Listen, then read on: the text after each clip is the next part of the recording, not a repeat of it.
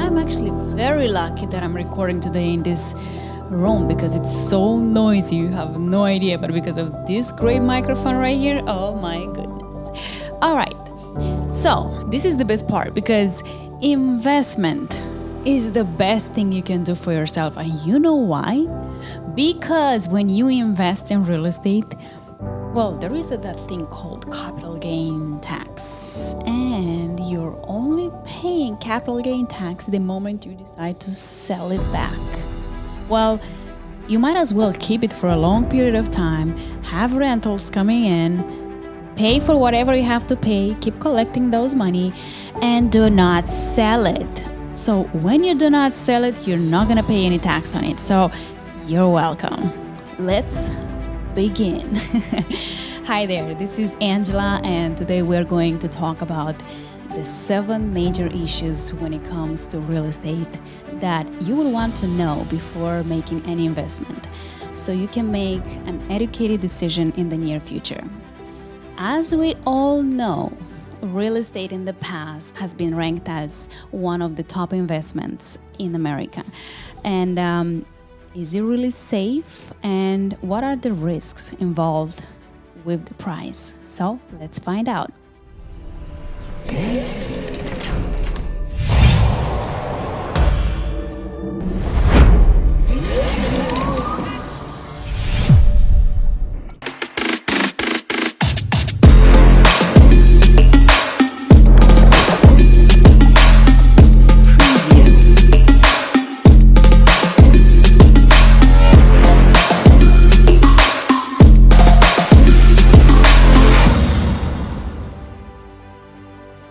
But before we start, if you enjoyed this video and if you find it helpful, it would mean a lot if you hit the like button and subscribe for the YouTube algorithm. It's totally free, it takes you a split second, and this way other people get to see it too. So, as we all know, the current issue is the interest rates and the economy.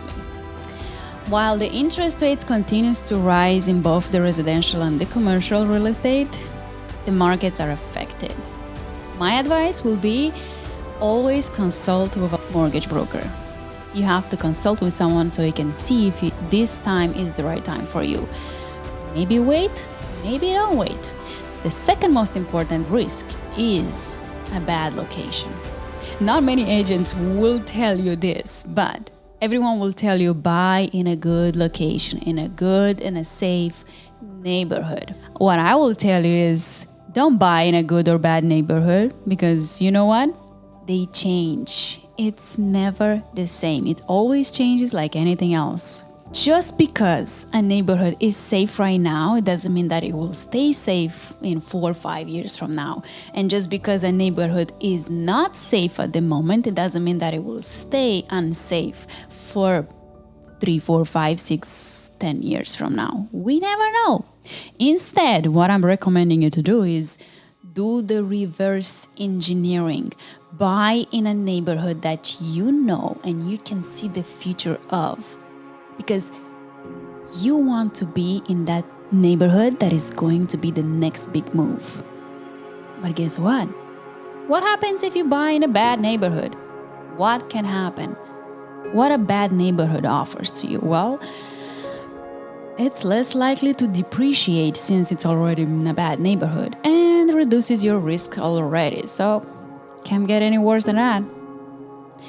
Then, for the location, let's take a look at, you should take a look at the schools, you should take a look at the transportations, the local amenities, how location affects your property's value.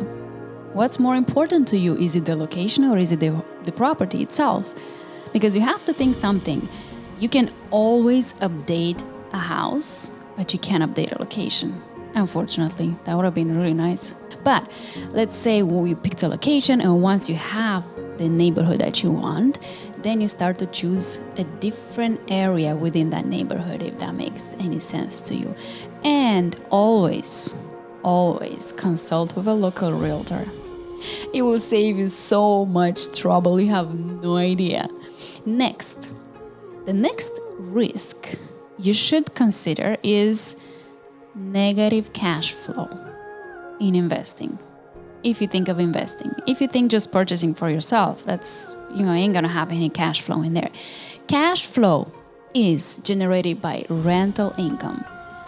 A negative cash flow will be a rental property that does not generate enough income to pay for the operating expenses or debt. For example, the price for the monthly rent is too low or the vacancy levels are too high. In this case, an investor has to pay from his own pocket each and every month to cover the shortage of expenses. Why negative cash flow, you might ask? Well, it is because sometimes the property is located in a neighborhood that is not very attractive to tenants, or the economy is going underwater. Well, some things that you want to consider when you want to try to fix this, because you either have to lower or cut some of the operating expenses or increase the lease. Well, you increase the lease when you do something special to it, like updating some things in the property. Maybe it needs some fresh painting, or maybe it needs some, cut some more grass. Do something that is new, and then you can justify increasing that price for the month, for the rent, if that makes sense. And then another thing you can do is have a better screening on the tenants. You need a better screening process for them, because in this way, and only that way, you'll know who will stay and who will not stay anymore in your property. However, there are many investors looking right now specifically for these types of properties because they love turning negative cash flow into positive. How they do it? Well, they come in, they update the property, they raise the rent because they can, they improve tenant screening because now they know who can stay and who cannot, so they can justify the higher monthly rent and then sell it when the timing is right. That easy, you would say. Good to know. Then the fourth risk is considering vacancies. This is the biggest mistake that investors make in underestimating vacancy. Vacancy rates are a good indicator whether a market or a neighborhood is strong. The mistake that most of the investors make is that they calculate an average vacancy rate rather than looking more into details, into the vacancy rate in their neighborhood. If you can find this information, they will be very primordial to you. And you find this information from realtors or you find this information from property managers. Well, find out who those people are. You'll need them in your life if you're a good investor. For example, a market with high vacancy rate may have an oversupply of rental units, and meaning it will take you so much longer to rent yours, resulting in a higher risk for you as an investor, and you don't want that. No, you don't. The fifth risk is the problem with tenants, and this starting with maintenance conflicts, who's responsible for what, when it comes to property damage or maintenance repairs. And then for maintenance will be damages like mold, pest control damages, damaged plumbing, structural damages, and then some of the defects. These are primordial defects that have to be done by the landlord, meaning you. You must fix those because a tenant has to have a habitual living space. Then you have issues with non-payment, and that's self-explanatory. In case tenant does not pay in time, that could lead to costly eviction process. And then we have issues with the security deposit. So the security deposit is a one-time fee that becomes refundable upon terminating the lease. The moment when the tenant vacates the property, that's when the landlord is supposed to give it back. But what happens is when things go wrong and the tenant did something wrong in the property, then the landlord has all the rights to keep that money. The security deposit by law is not mandatory, just the landlords, they like to have to implement that in the lease. So in this way, it gives them a security that just in case the tenant does not pay in time or it does any damages to the property, they can they have a little bit of a cushion for that matter. Now, the next risk is lack of liquidity. Measures the rate at which an asset can be purchased or sold at a market price that reflect its current value. Well, in shorter terms, the liquidity refers to how easy, for example, an asset can be traded for money without affecting its market value. The reason that real estate is considered that is not liquid is because, well, number one is because you deal with private markets.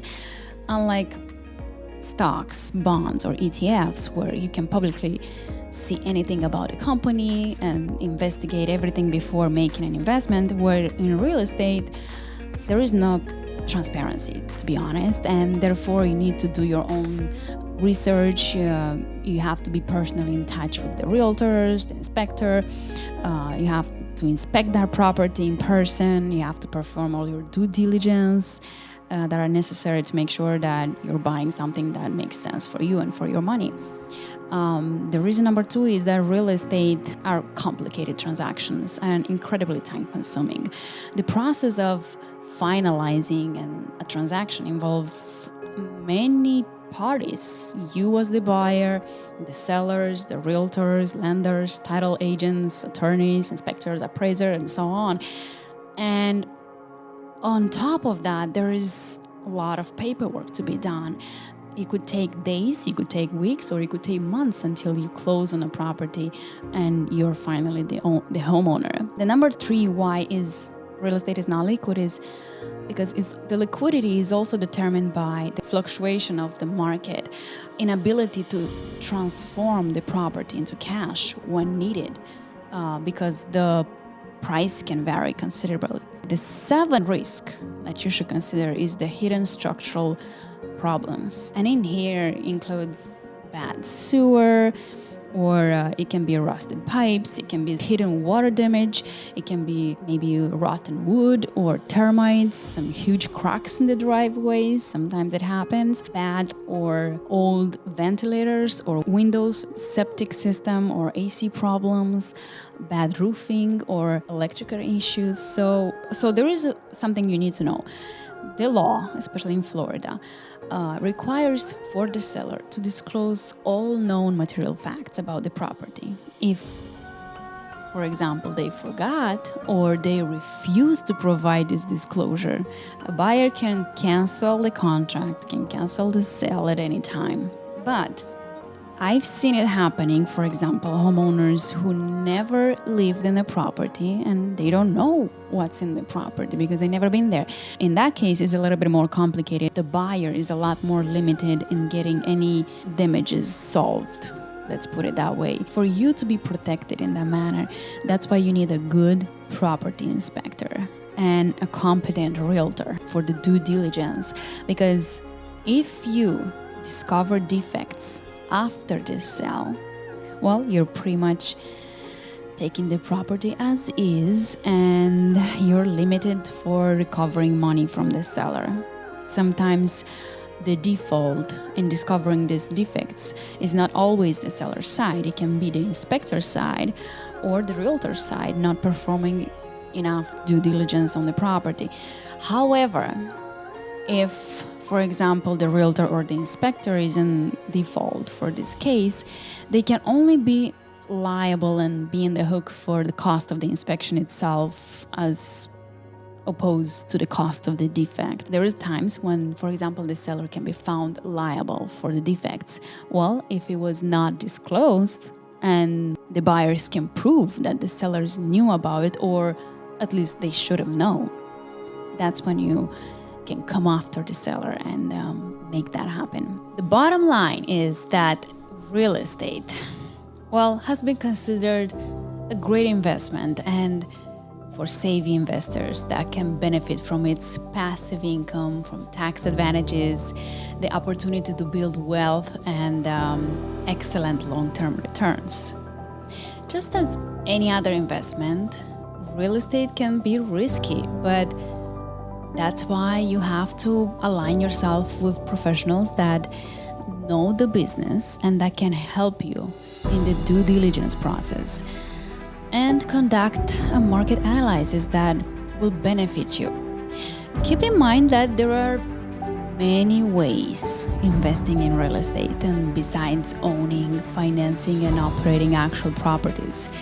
If you want to learn more, let me know in the comments below or reach out by email or text. I usually reply by emails and my texts all the time. So I'll be more than glad to come back to you. If you are a realtor, I'll be more than glad to connect with you and give you a referral for any person that you send my way, and I'll do the same to you. Well, thank you very much for watching and see you next time. Woo! There we go. I do it, I do it, I do it, do it. Season 2 real estate is coming. Am I still recording? Hold on a second. Oh, I am recording. Ha! Let's make some money. I love money, don't you? Don't you wish you? Don't you wish your girl? Oh, how was that? Don't you wish your girlfriend was hot like me? Don't you wish your girlfriend was free like me? Don't ya? It's actually 12:24 and I'm tired and I'm gonna have to go to sleep. Bye!